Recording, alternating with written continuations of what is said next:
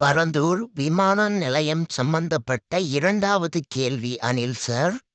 என்னன்னா, ஒரு 10 வருஷத்துக்கு முன்னாடி திரு விஜய் அவர்கள் திமுகவுக்கு சப்போர்ட் பண்ணி அவ்வளோ விஷயம் பேசியிருப்பாப்புல. கலைஞருக்கு சிலை வைக்கணும், கலைஞர் நகர்னு பேர் வைக்கணும் அப்படிங்கிற அளவுக்கு பேசியிருப்பாப்புல. பேசினாரா இல்லையா? அது அப்போ எங்க அண்ணனுக்கு விவரம் தெரியாம பேசியிருப்பாப்புல. இவனுங்க இவ்வளோ கொள்ளை அடிச்சிருக்காங்கன்னு தெரிஞ்சிருந்தா எங்க அண்ணன் பேசியிருக்க மாட்டாப்புல. ரொம்பவும் முட்டாள் மாதிரி பேசக்கூடாது. இப்போ உங்க அண்ணனுக்கு 50 வயசு, எனக்கே 26 வயசுடா. எனக்கே இவனுங்க பண்ற ஊழல் அத்தனை விஷயமும் தெரியுது. உங்க அண்ணனுக்கு ஒரு 10 வருஷத்துக்கு முன்னாடி 40 வயசு இருக்குமா? அப்போதைக்கு உங்க அண்ணனுக்கு தெரியாதா? சரி, அப்பனாச்சும் 40 வயசுல உங்க அண்ணனுக்கு அரசியல் தெரியல, எதற்காக அவங்களுக்கு போய் சப்போர்ட் பண்ணணும்? எதனாச்சும் லாபம் இல்லாம எவனும் எந்த விஷயத்தையும் பண்ண மாட்டான். என்ன லாபம் உங்க அண்ணனுக்கு திமுகவிடம் இருந்து? எங்க அண்ணன் அப்போ ஜெயின்ல பணம் அடிச்சாப்புல. அப்போதைக்கு அவங்க தேவை இருந்துச்சு, அதனால எங்க அண்ணன் போய் பேசினாப்புல. இப்ப சரியா பாயிண்ட்டுக்கு வந்துட்ட. நானும் பேச வேண்டிய நேரம் வந்துருச்சு. உங்க அண்ணன் ஏதோ ஒரு லாபத்துக்காண்டி திமுகவை புகழ்ந்து பாடுறக்காப்புல. அதே மாதிரி தானே நினைப்பான் அந்த கட்சியில இருக்கக்கூடிய மேல்மட்டத்துல இருக்கக்கூடிய தலைவர்கள். நம்ம அரசாங்கம் நடக்குது, எந்த ப்ராஜெக்ட் வந்தாலும் நமக்கு முன்னாடியே தெரிஞ்சிடும். முன்னாடியே தெரிஞ்சிருச்சுன்னா அந்த இடத்துல லேண்ட் வாங்கி போட்டா நமக்கு லாபம் கிடைக்கும்னு தானே நினைப்பான். அப்படித்தானே பரந்தூர் விமான நிலையம் வந்தா சுத்தியில இருக்கக்கூடிய லேண்டெல்லாம் நல்ல காசு போகும்னு நினைச்சு கூட வாங்கியிருக்கலாம்ல. திமுக காரன் லேண்ட் வாங்கியிருக்கான் அப்படின்னு சொல்றீங்கல்ல. அப்ப அப்படித்தானே வாங்கியிருப்பான் அந்த லேண்ட. ப்ராஜெக்ட் வரப்போகுது, நம்ம லாபம் பார்க்கலான்னு.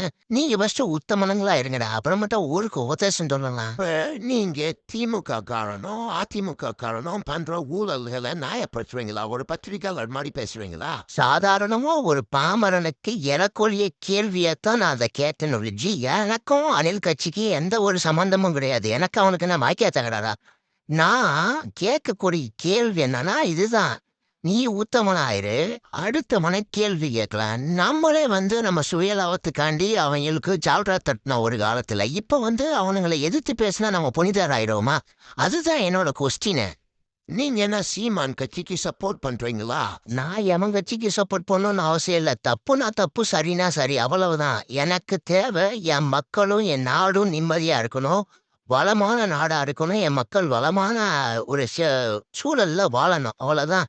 குற்றம் குறையணும், மக்கள் நிம்மதியா வாழணும், அவ்வளவுதான். எனக்கு இவன் ஆட்சி பண்ணணும், இவன் பண்ணணும் அப்படின்லாம் அவசியம் இல்லை. எவனோ ஒருத்தன் பண்ணுங்க, ஊழல் இல்லாம பண்ணுங்க, அதிகாரிகள் லஞ்சம் வாங்காம அரசாங்கம் நடத்துங்க, அவ்வளவுதான் என்னோட ஆசை. நாங்க ஆட்சிக்கு வந்தா இதெல்லாம் சரியா நடக்கும். ஊழல் இல்லாம ஆட்சி நடக்கும். அரசாங்க அதிகாரிகள் லஞ்சம் வாங்க மாட்டாங்க. இதெல்லாம் நடக்க சகோதரா. இதையும் தான் குற்றம் சொல்றேன். நான் தான் ஆட்சி பண்ண போறேன். அதாவது அணில் கட்சி தான் ஆட்சி பண்ண போது, நல்ல ஆட்சி இவங்க மட்டும்தான் கொடுப்பாங்க அப்படின்னு நீ சொல்றது தப்பு.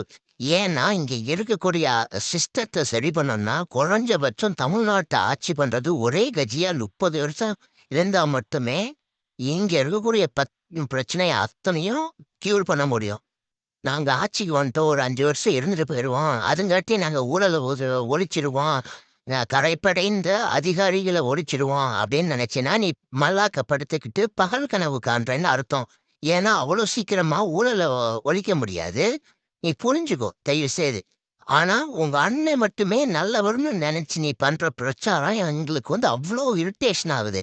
என்னடா இது பெரிய ஒரு புனிதரை கொண்டு வராங்களா அப்படிங்கறதுனால தான் இந்த வீடியோ மேக் பண்ணப்பட்டுச்சு. நான் உங்க அண்ணனுக்கு ஓட்டு போடணும்னா உங்க அண்ணனோட கொள்கை சரியா இருந்திருக்கணும். உங்க அண்ணனோட கொள்கை தலைவரா ஒருத்தனை வச்சிருக்கானுங்க. உங்க அண்ணனோட அந்த கொள்கை தலைவர் மட்டும் இல்லாம இருந்தா முதல் ஆளா நான் தான் விஜய் அவர்களுக்கு சப்போர்ட் பண்ணியிருப்பேன். அது யாருன்னு உனக்கே தெரியும். புரிஞ்சவன் புரிஞ்சுக்கோ.